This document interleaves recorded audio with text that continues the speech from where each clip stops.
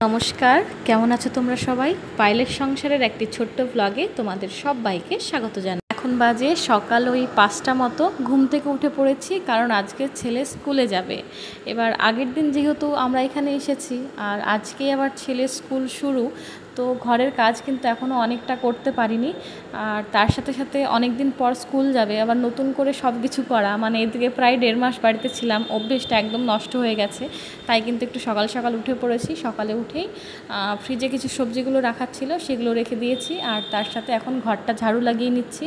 আর আজকে কিন্তু প্রচুর কাজ আছে। যে ঘরটা ঝাড়ু লাগাচ্ছি সেই ঘরেও কিন্তু প্রচুর জামা কাপড় নোংরা হয়ে পড়ে আছে, এখনও গোছানোর সময় পাইনি। আর ওদিকে ছেলেটাকে নিয়েও টেনশন হচ্ছে, ওরও যেহেতু 1.5 মাস স্কুল যাওয়া হয়নি। আগে তো 1 মাস মতো স্কুল গেছিলো, তারপর আবার 1.5 মাসের ছুটি পড়ে গেল।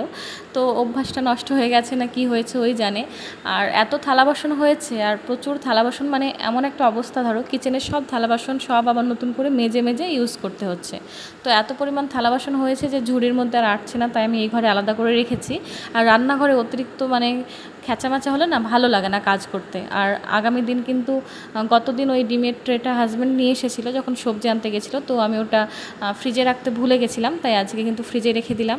আর প্রচুর জামা কাপড় হয়েছে, অর্ধেকটা নিয়েছি, অর্ধেকটা কিন্তু রেখেই দিয়েছি, কারণ আমি একসঙ্গে বেশি কিছু কাচতে পারি না। কারণ সার্ফে আমার হাতে অ্যালার্জি আছে, মানে যখন আমি সার্ফে কিছু কাচি হাত দিয়ে, তখন কিন্তু আমার হাতের অনেকটা জায়গা, মানে হাতের যে পাতলা চামড়াগুলো সেগুলো কিন্তু উঠে যায়, আর তারপর আমি অন্য কোনো কাজ করতে পারি না। মানে এত ছ্যান ছ্যান করে জ্বালা করে, খেতে পারি না, রান্না করতে পারি না, অনেক অসুবিধা হয়। ব্যাঙ্গালোরে যখন ছিলাম তখন তো ওয়াশিং মেশিনটা নেওয়া হয়েছিল, পুরনো হলেও সেটা কিন্তু অনেক কাজের ছিল। আমার কিন্তু তার মধ্যে হাতের কোনো স্কিনের প্রবলেম ছিল না। আর আমার হাতের স্কিন কিন্তু খুব পাতলা। এই যে সার্ফে হাত দিচ্ছি, তো এই সার্ফে কিন্তু আমার হাত খেয়ে নেয়, তো বেশি কাচাকুচি করলে প্রচণ্ড কষ্ট হয়। এমনিও আজকেও কিন্তু কাচাকুচি করে আমার হাতের অবস্থা খারাপ হয়ে গেছে, মানে 2-3 জায়গায় মানে ফুটো ফুটো হয়ে গেছে, মানে ছাল উঠে গেছে, চামড়াটা উঠে গেছে, লাল হয়ে গেছে। তো রান্না করতে বারবার জল ঠেকলে অনেক অসুবিধা হচ্ছে, কিছু করার নেই, আমার এমনটাই হয়। আর এখানে 2 বছর আমাকে কষ্ট করতেই হবে। এখন ওয়াশিং মেশিন নেওয়ার কথা কিছুতেই ভাবতে পারছি না। বাড়িতে প্রচুর কাজ করানো হচ্ছে, প্রচুর টাকা পয়সার ব্যাপার, মানে খরচা তো হচ্ছেই। সত্যি কথা বলতে ঘর রং করা হলো, পুরো বাড়িটা রং করা হলো, কাঠের কাজ করানো হলো, তারপর প্রাচীরের কাজ করানো হচ্ছে, বাড়িতে অলরেডি কাজ চলছে, এরপরে আবার কাঠ রং করা হবে, দরজা জানালা রং করা হবে। তারপর আমার মানে ঘরেরও কিছু আসবাবপত্র বানাবো এমনটা ইচ্ছা আছে, প্রচুর খরচা হবে। তাই কিন্তু আলাদাভাবে এখন আর নিজের শখের জন্য আর কিছু নিতে পারছি না, একটু কষ্ট করে হলেও মানিয়ে চলতে হবে। আর এদিকে আমি আবার ছাদে জামাকাপড় কাচতে এসেছি, এসে আমার কিন্তু মাথা খারাপ হয়ে গেছে। মানে যে আমাদের বাড়ির মালিক সে কিন্তু এখানে থাকে না, তার দিদি বা বোন যেই হোক, আমি সম্পর্কে আমি অতটা জানি না, উনি থাকেন, ওনার বয়স হয়ে গেছে। তো উনি যেহেতু দোতলায় থাকেন, আমরাও দোতলায় থাকি, তো উনি তো ছাদে মাদে সেরকম উঠতে পারেন না, একটু বয়স্ক হয়ে গেছে, একাই থাকেন বাড়িতে, মেয়েদের বিয়ে হয়ে গেছে। তো মানে ছাদে যে কবে থেকে জল জমে আছে তার কোনো ঠিক নেই। আমি তো 1.5 মাস ছিলাম না, উনিও হয়তো উপরে ওঠেন না। এবার আমার নিচের ঘরে যে দিদি যারা আছে, ওদের তো ছাদে কোনো দরকার নেই, ওদের যেহেতু নিচেই সব কিছুর জায়গা আছে, তাই ওরা ছাদে কিন্তু আসে না। আশা করছি এই 1.5-2 মাস ধরে কিন্তু জল এরকম ছাদে জমেই আছে, আর এত স্লিপি হয়ে গেছে কি বলবো। আর শ্যাওলা পড়ে পুরো কিন্তু যে দিক দিয়ে জল বেরোবে সেই জায়গাটা একদম ব্লক হয়ে গেছিলো। আমি হাত দিয়ে, মানে উপায় ছিল না, হাত দিয়ে কিন্তু পরিষ্কার করলাম, হাত দিতে ভয় লাগছিল, কবেকার জল জমে আছে তার ঠিক নেই। তারপর কিন্তু জলটা অনেকটা বেরিয়ে যাওয়ার পরে আমি কিন্তু জামাকাপড় মেলে দিয়েছি। আর ওখানে কিন্তু খুব রিস্ক, মানে এত পরিমাণ শ্যাওলা জমে গেছে না, পা দিলেই স্লিপ কাটছে, একবার তো পড়েই যাচ্ছিলাম, নিজেকে কোনো রকম সামলেছি। তো যাই হোক, জামা কাপড়গুলো কাচা হয়ে গেছে, অনেকটা বড় টেনশন দূর হয়েছে। আরও কিছু থাকলেও সেগুলো আমি ঘরের বাথরুমেই কেচে নিতে পারবো। বেশি জামা কাপড় হলে ছাদেই কেচে নিই, নাহলে আমাদের বাথরুমটা যেহেতু ছোটো খুব অসুবিধা হয়। আর আজকে কিন্তু পুজো করব না, কারণ রাস্তাঘাটে এসেছি, শ্যাম্পু ট্যাম্পু করার ব্যাপার আছে একটু, আজকে অতটা সময় হবে না, শ্যাম্পু ট্যাম্পু করতে গেলে অনেক দেরি হয়ে যাবে। এদিকে কিন্তু আমি স্নান করে এসেছি, আর সব কিছু কিন্তু নতুন করে মাজা ঘষা করতে হবে, পড়ে আছে যেহেতু 1.5 মাস হয়ে গেল, জিনিসগুলো সব নোংরা হয়ে গেছে। তো এই মাজা ঘষা করতে, তারপর ফুল কিনে আনা হয়নি, যেহেতু সকাল সকাল পুজো দিয়ে দেবো। এবার ফুল কিনতে গেলে তো 9টার আগে ছাড়া দোকান খুলবে না, 9টার পরেই দোকান খুলবে। তো সেই জন্য আজকে দেখলাম পুজোটা করব না, একটু ধূপকাঠি জ্বালিয়ে দেবো, আর একটু ক্লিন করে রাখি, মানে জিনিসগুলো ফাঁকা করে রাখি, আগামী দিন কিন্তু সব কিছু মাজা ঘষা করে আবার ঠিকঠাকভাবে আগের মতোই গুছিয়ে নেব। তো পুজো যদিও না করি তাও একটা স্নান করেছি, তো মনটা কেমন লাগছে তাই কিন্তু একটু ধূপকাঠি ধরিয়ে নিলাম। ঠাকুরের কাছে সেরকমভাবে দিইনি, এই ঘরের দরজা জানলাতে যেখানে যেখানে জায়গা পাচ্ছি সেখানে দিয়ে দিচ্ছি, কারণ ঘরটা যেহেতু 1.5 মাস বন্ধ ছিল তাই ঘরের মধ্যে কিন্তু একটা কেমন স্মেলও হয়েছে। এই ধূপকাঠি জ্বালালে না আস্তে আস্তে ঘরটায় খুব সুন্দর সুগন্ধ হয়ে যায়। আর যেহেতু মেন গেটটা সবসময় লাগানোই থাকে সেই জন্য আর কি ঘরটা বন্ধ থাকলে বেশ ভালোই গন্ধ হয়। তো সেই জন্য এখানে ধূপকাঠিগুলো লাগিয়ে দিচ্ছি। আর আমি কিন্তু স্নান করে নিয়েছি, ছেলেকে কিন্তু ঘুম থেকে তুলতে হবে আর ছেলেকে স্নান করাতে হবে, খাওয়াতে হবে, মানে আবার সেই নতুন করে আমার সব কিছু শুরু হলো। মানে এই যে 1.5 মাস অনেক আরামেও ছিলাম, আমার তার সঙ্গে কিছু কিছু ব্যাপার ছিল, মানে সম্পূর্ণই যে আরামে ছিলাম তা না। আমার কাজ আমি করতে পারিনি সেজন্য কিন্তু আমি আরামেও ছিলাম না, কাজ করতে পারলে মনে অনেক শান্তি হয়। আর যাওয়ার আগে কিন্তু আমের আচার বানিয়ে গেছিলাম, একদম ছাতা পড়ে গেছে, একদিনও খাওয়া হয়নি, এত পরিমাণে এসে মন খারাপ হয়ে গেছে কি বলবো, অনেক টেস্টি হয়েছিল। তো ওদিকে হাজব্যান্ডও ঘুম থেকে উঠে পড়েছে, ছেলেকে ও তুলে দিয়েছে, তো ভাবলাম একটু চা করি, চাটা খেয়ে আবার কিন্তু কাজ শুরু করব। ভোর 5টায় উঠেছে, এখন কিন্তু প্রায় 7টা বেজে গেছে, 2 ঘন্টা আমি কিন্তু 1 সেকেন্ডও বসতে পারিনি। আর তবুও কিন্তু ঘরে অনেক জায়গায় নোংরা আছে, মানে আমার নিজে থেকেই বারবার আমি বলছি, কারণ আমার মনের মধ্যেটা খারাপ করছে যে এখন আমি সময় পাচ্ছি না, জামা কাপড়গুলো গোছানো হয়নি। একটা বেড তো আমরা ঠিকঠাক লাগিয়ে মানে সেটা ইউজ করছি, আর একটা বেডের ওপর কিন্তু যে ব্যাগগুলো এনেছি, জামা কাপড় এনেছি, জিনিসপত্র আনা হয়েছে সব কিন্তু ছড়িয়ে ছিটিয়ে পড়ে আছে, তাই নিজে থেকেই ভালো লাগছে না।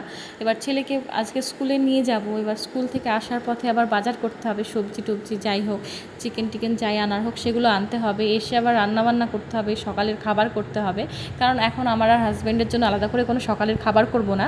এখন খাবার করতে গেলে কিন্তু অনেকটা সময় লেগে যাবে, তাই এখন কিন্তু আমরা চা বিস্কিট খেয়ে চলে যাব, আর আসার পর কিন্তু কিছু একটা করে খাবো এরকমই ইচ্ছে আছে। তো এদিকে দেখো চাটা করে নিয়েছি, আর ওদিকে ছেলেকে আবার তুলে, হাজব্যান্ড যেহেতু তুলে দিয়েছে তো আমি ভাবলাম এবার চাটা আমার কিন্তু খাওয়া হয়নি, চাটা পড়ে আছে, ভাবলাম ওকে একটু ব্রাশটা করিয়ে দিই, এখন ওর মনটা ভালো আছে। আর ওর বাবা থাকলে তো ওর মনটা ভালোই থাকছে দেখছি, মানে কোনো কিছুতেই সেরকম কোনো বায়না নেই, বা কোথাও কোনো যাওয়া বা কিছু খাবো বাইরের কিছু নেব সেই ব্যাপারগুলো একটু কম আছে। আর যেহেতু বাবা আছে তো আবদারগুলো বাবাতেই সম্পূর্ণ হয়ে যাচ্ছে, তাই আমার কাছে জ্বালাটা ওর অনেকটাই কম, আমাকে এখন কম ডিস্টার্ব করছে। এদিকে কিন্তু ছেলেকে ব্রাশ করাতে দিয়েছি, ওদিকে কিন্তু জল গরম করতে দিয়েছি, যেহেতু এখানে বাথরুমে গিজার নেই, আর যেহেতু বৃষ্টির আবহাওয়া বুঝতেই পারছো একটু ঠান্ডা ঠান্ডা, এত সকালে মোটামুটি 7:30 বাজে, এত সকালে ট্যাঙ্কির জলে স্নান তো আমার ছেলে করতেই পারবে না। এমনিতেও গরমকালের সময় যখন প্রচণ্ড গরম হয় তখনও কিন্তু ওর জন্য হালকা একটু জল গরম করতে হয়, কারণ একদম কুসুম কুসুম জল গরমে ও কিন্তু স্নান করে, ছোটো থেকে ওরা একটা বাজে অভ্যাস হয়ে গেছে, সত্যিই বাজে অভ্যাস হয়ে গেছে, ঠান্ডা জলে একদম স্নান করতে পারে না। আর দেখো কুলকুচি করছে আর ক্যামেরাটার দিকে বারবার তাকাচ্ছে, ওর দুষ্টুমি কখন যে ওর কী মন চাই কী বলবো। তো এদিকে স্নানের জলটা বসিয়ে দিয়ে কিন্তু ওকে ব্রাশ করাচ্ছিলাম, স্নানের জলটা গরম হয়ে গেছে। আর এটা কিন্তু আমার ডেলির আর একটা কাজ, নতুন কাজ শুরু হলো, যেহেতু এখানে গিজার লাগানো নেই তাই কিন্তু প্রত্যেক দিন ওর স্নান করার আগে আমাকে কিন্তু জল গরম করে নিতে হবে, না হলে ও কান্নাকাটি করে, ঠান্ডা জলে একদম স্নান করতে পারে না। আর এখন করব সকালের ওর জন্য কিছু খাবার বলতে বুঝতেই পারছো আগামী দিন এসেছি, এবার আজকেই হট করে এটা সেটা করতে পারবো না, তাই আগের দিন সন্ধ্যাবেলাতেই যখন হাজব্যান্ড বাজারে গেছিলো তখন কিন্তু বলেছিলাম ওর জন্য একটু ব্রেড নিয়ে এসো, এগুলো কিন্তু আটার ব্রেড, ময়দার নয়। তো এই ব্রেডগুলো একটু হেলদি হয়, ব্রাউন ব্রেড, তো সেই জন্যই এইগুলোই আনতে বলেছিলাম। তো 3টে সেকে নিচ্ছি, 2টো ওকে জ্যাম লাগিয়ে দেবো, 2টো বলতে একটা জ্যাম লাগিয়ে দেবো, যদি ও খেতে পারে তাহলে পরে একটা দেবো, আর একটা ব্রেড কিন্তু ওকে স্কুলের টিফিনে ব্রেড অমলেট বানিয়ে দেবো। অনেকদিন এদিকে আবার এইসব খাবারগুলোর খাওয়া নেই, বাড়িতে গেলে এইসব খাবার আর খাওয়া হয় না, ওই বাড়িতে গেলে ভাত রুটি এগুলোই বেশি খাওয়া হয়, মানে স্ন্যাক্স জাতীয় খাবার খুব কম খাওয়া হয়। তো দেখা যাক ও এখন খাবার দাবারগুলো কেমনভাবে খায়, মানে অনেকদিন তো খাওয়া নেই, এবার স্কুলে গিয়ে যে আবার সেই নতুন করে মানে টিফিন খাবে, তাদের সঙ্গে বসবে খেলবে, সেই সবগুলোও যে ও করতে পারবে কিনা সেটাও একটা মনের মধ্যে মানে টেনশন হচ্ছে, মানে অভ্যাস তো হয়নি, 1 মাসই স্কুলে গেছে, তারপর আবার ছুটি পড়ে গেছিলো সেই জন্য। তো এদিকে কিন্তু ব্রেডগুলো সেকে নিয়েছি, এবার একটা একটা করে তুলে নিচ্ছি। আমার একজন সাবস্ক্রাইবার বোন আমাকে কিন্তু বলেছো যে তোমার বাড়ি রাজাপুরে আর তুমি হোগলবাড়িয়ার রাস্তাটা চিনতে পেরেছো, তুমি সত্যিই ঠিক বলেছো, ওটা হোগলবাড়িয়ার রাস্তা। আর রাজাপুর আমার হাজব্যান্ড তো অবশ্যই চেনে বলতে সেরকম আমাদের কোনো আত্মীয় নেই, তবে রাজাপুর নামটা আমাদের শোনা, ছোটো থেকেই শুনে এসেছে, আমিও শুনেছি, হাজব্যান্ড তো চিনবেই কারণ ও যেহেতু নদিয়ার মানুষ। তো অনেক সময় রাজাপুরের ওপর দিয়েও কিন্তু আমরা মায়ের বাড়িতে যাই, মানে খুব দরকার থাকলে, কোনো দরকার থাকলে যাই। তো খুব ভালো লাগলো যে তুমি এত কাছে থেকে আমার ভিডিও দেখো আর দেখা করতে আসার কথা বলছো, অবশ্যই তুমি যখন বাড়িতে আসবে, আমি যদি বাড়িতে থাকি তুমি অবশ্যই দেখা করতে এসো, আমার খুব ভালো লাগবে। তোমার হাজব্যান্ড যদি আমার হাজব্যান্ডকে চেনে তাহলে তো আরোই ভালো হলো। অবশ্যই তোমরা দেখা করতে এসো। আর একটা বোনও আমাকে কমেন্ট করেছো তুমি গোপালপুর ঘাট থেকে আমার ভিডিও দেখো। গোপালপুর ঘাট জায়গাটা আমার অনেক চেনা, আমি ওখানে টিউশন যেতাম একটা সময়, খুব ভালো লাগলো আমার শুনে। তুমি বলেছো আমার মায়ের বাড়িও চেনো, আবার আমার শ্বশুরবাড়ি চেনো, মানে আমার হাজব্যান্ডকে তুমি চেনো। আমার হাজব্যান্ডের সঙ্গে তোমার হাজব্যান্ডও সেম জব করে, তো খুব ভালো লাগলো। তবে আমি বুঝে পাচ্ছি না তুমি আমার বাড়ি কী করে চিনলে, বা আমার শ্বশুরবাড়ি বা আমার হাজব্যান্ডকে কী করে চিনলে। তো যাই হোক, তুমি কিন্তু কমেন্টে অবশ্যই জানিও। আর গোপালপুর ঘাট থেকে ভিডিও দেখো, আমার খুব ভালো লাগছে। আমি কিন্তু গোপালপুর ঘাটে একজন স্যারের কাছে টিউশানি যেতাম, পরে তোমার সঙ্গে অবশ্যই শেয়ার করব। তো তুমি কিন্তু অবশ্যই জানিও। চুয়াপাড়ায় তোমার মামার বাড়ি বলেছো, চুয়াপাড়া আমার খুব চেনা একটা জায়গা, কারণ যে কোনো জায়গায় যেতে গেলে চুয়াপাড়ার ওপর দিয়ে যেতে হয়, তুমি তো জেনেই থাকবে। তো যাই হোক, কমেন্ট করে কিন্তু অবশ্যই জানিও যে তুমি আমার বাড়িটা কী করে চিনলে বা আমাকে কী করে চেনো। আর খুব ভালো থেকো, কমেন্ট করো, আমার খুব ভালো লাগে তোমরা কমেন্ট করলে। তো যাই হোক, এদিকে কিন্তু ছেলের জন্য একটা ব্রেড অমলেট বানিয়ে নিলাম। যদিও এগুলো স্কুলে খুব একটা অ্যালাউ করে না, ননভেজ খাবার অ্যালাউ করে না। তবে সত্যি কথা বলতে দেখো, যেই খাবারটা আমার ছেলে খাবে সেটাই তো আমি দেবো, যেটা খাবে না সেটার পিছনে আমি এই সকাল 5টার সময় উঠে এই 1-8 ঘন্টা ধরে কোনো খাবার বানালাম। স্কুলে বেশিরভাগ ক্ষেত্রে ধোসা, ইডলি এইসব খাবারগুলো দেওয়ারই বেশি নিয়ম আছে, পরোটা এইসব খাবারগুলো দিতে বলে। কিন্তু আমার ছেলে যদি নাই খায়, তাহলে আমি ভোর 5টায় উঠে কেন কষ্ট করে এত কিছু রান্না করব, আবার সেই খাবারটা ছেলে ঘুরিয়ে নিয়ে আসবে। ছেলে নিজেও খিদে পেটে থাকবে, আবার খাবারটাও আমার ওয়েস্ট হবে, টাইমটাও নষ্ট হবে। তাহলে আমার ছেলে যেটা খাবে আমার সেটাই দেওয়াই ঠিক। সেই জন্য কিন্তু আমি মাঝে মাঝে দিয়ে দিই, কিছু করার নেই, ছেলে যেটা খাবে সেটাই তো দিতে হবে। আর এখন ওকে কিন্তু একটু ব্রেড জ্যাম দিয়ে দেবো। স্কুলে আগে কিন্তু আমি জ্যাম দিতাম, কিন্তু স্কুলে জ্যাম দিলে আমার ছেলে ড্রেস খুব নোংরা করে ফেলে, সাদা ড্রেস একেবারে জ্যামে লুটোপুটি করে দেয়, সেই জন্য কিন্তু জ্যামটা দেবো না। এখন একটা ব্রেড জ্যাম দিলাম, যদি ওটা খেতে ভালো লাগে তাহলে আর একটা ব্রেড শাঁকা আছে, সেটাও কিন্তু দিয়ে দেবো। তো এখানে দিচ্ছি। ওর বাড়িতে গিয়ে এত কার্টুন দেখার নেশা হয়েছে, আগেরবার কিন্তু একদম কার্টুন দেখা বন্ধ করে দিয়েছিলাম আগের 1 মাসে। আর এবার বাড়িতে গিয়ে কিন্তু প্রচুর কার্টুন দেখেছে, যেহেতু আমার মায়ের বাড়িতে টিভি নেই, ওখানে গিয়ে ওকে টুকটাক ফোন দেওয়া হয়েছিল, তো আবার নেশা হয়েছে, বলছে মাম্মা কার্টুন দাও। আর আমি বলেছি যদি কার্টুনই দেখতে হয় তাহলে তোমাকে খেতে হবে না। আর অনেকদিন পরে জ্যাম যেহেতু পেয়েছে, তাই কিন্তু এমনিই খেয়ে নিয়েছে, আমি ওর খাবারটা নিয়ে নেব সেই ভয়ে, কিন্তু যাই হোক ও খেতে শুরু করেছে।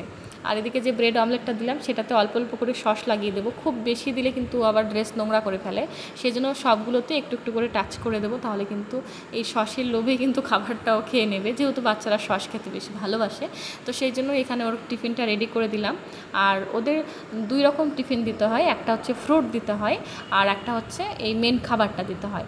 তো ফ্রুটটা কি হয়, ওরা একটা ক্লাসের পর এই ফলটা খায়, ফলটা খাওয়ার পরে আবার হয়তো কিছুটা ক্লাস হয়, তো মাঝখানে এই খাবারটা দেওয়া হয়। ব্যাপারটা বেশ ভালো, বাড়িতে ফল না খেলেও আমার বাচ্চারা কিন্তু খাওয়ার খুব একটা বেশি ঝামেলা নেই। আমি ফালতু ফালতু মানুষের সামনে এটা বলি না যে আমার ছেলে এই খায় না সে খায় না, খায় তো বটেই, সব বাচ্চারাই খায়, না খেলে বাচ্চারা বেঁচে থাকে কী করে, সুস্থ থাকে কী করে।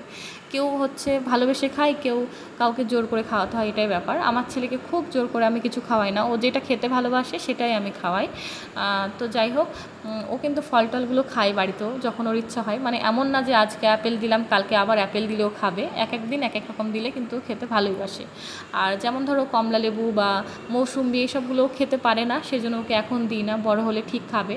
এবার অনেক বাচ্চা থাকে যারা বাড়িতে কোনো কিছুই খেতে চায় না, কিন্তু স্কুলে আসলে বাচ্চাদের সঙ্গে বসে খেয়ে নেয়, সেই ব্যাপারটা ভালো হয়েছে যে ফলটা দিলে কি হচ্ছে, কোনো বাচ্চা বাড়িতে খাচ্ছে না কিন্তু স্কুলে এসে ফলটা খেয়ে নিচ্ছে, তাহলে তার একটু ভালো হলো যে সে একটা দিনে একটা যদি অ্যাপেল খায় তাহলে সেটা তার শরীরের পক্ষে অনেকটা ভালো। এবার অনেক টিফিন এমন হয় যে সে বাড়িতে খায় না, একা একা মায়ের সাথে খায় বা টিভি দেখে খায়, কিন্তু স্কুলে গিয়ে একা একাই খেয়ে নিচ্ছে, এই ব্যাপারগুলো কিন্তু খুব ভালো। একসঙ্গে থেকে বাচ্চাদের সঙ্গে বসে সবাই একসঙ্গে খায়। আর এই যে দেখো, সেই 7টার সময় চা করেছে, এখন কিন্তু 1:45 বাজছে, এতক্ষণে আমি চাটা খাওয়ার সময় পাচ্ছি। আর আজকে যেহেতু প্রথম দিন, অনেকটা সময়ের এদিক ওদিক হয়ে যাচ্ছে, বুঝে উঠতে পারছি না।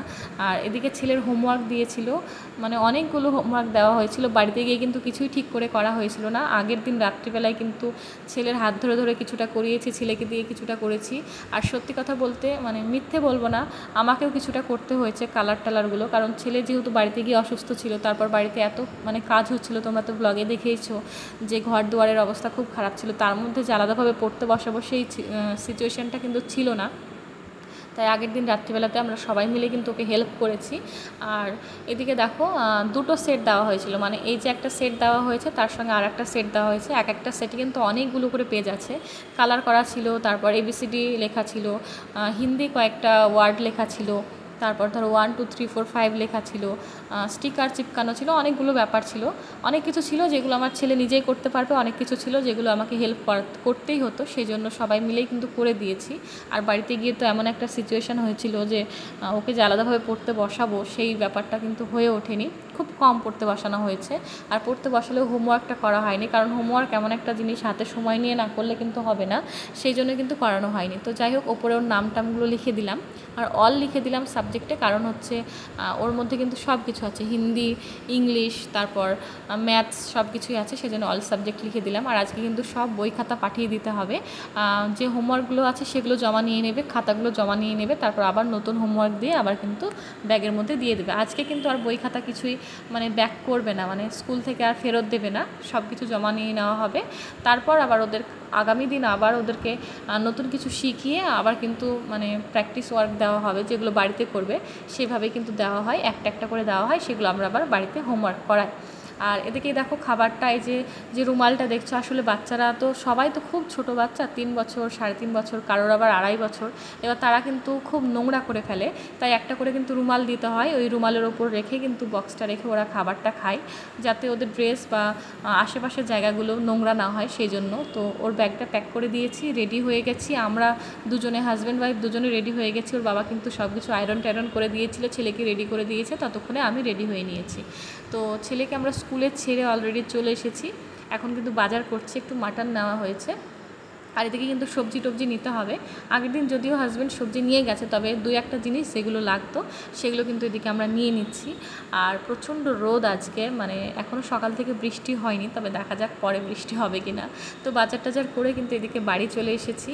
আর এখন কিন্তু কি খাবার করব সেটা একটা টেনশন, কারণ বাড়িতে অনেকটা আটা রেখে গেছিলাম এইখানটায়, মানে ব্যারাকপুরে অনেকটা আটা রাখা ছিল, সেগুলো কিন্তু ঢোপের মধ্যেই ছিল, কিন্তু এসে দেখছি সেগুলোতে পোকা লেগে গেছে, তাই সেগুলো আর খাওয়া যাবে না, রোদ্রে দিতে হবে।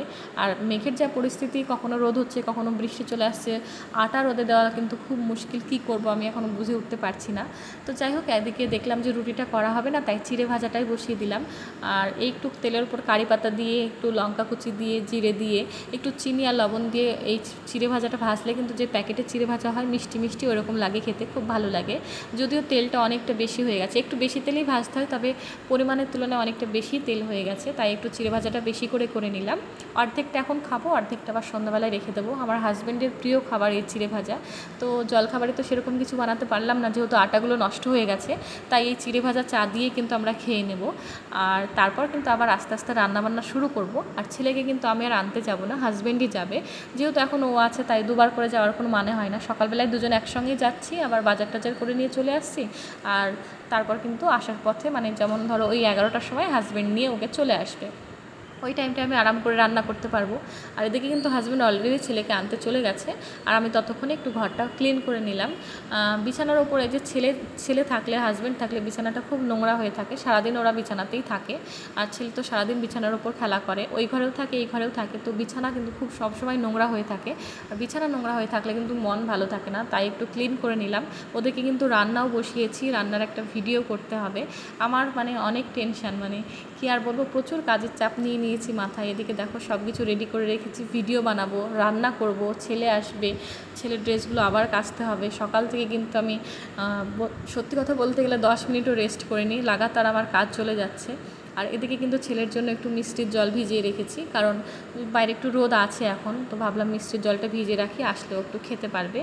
আর তার সাথে এদিকে আবার ভিডিও টিডিও করে কিন্তু রান্নাবান্না সব করে নিয়েছি।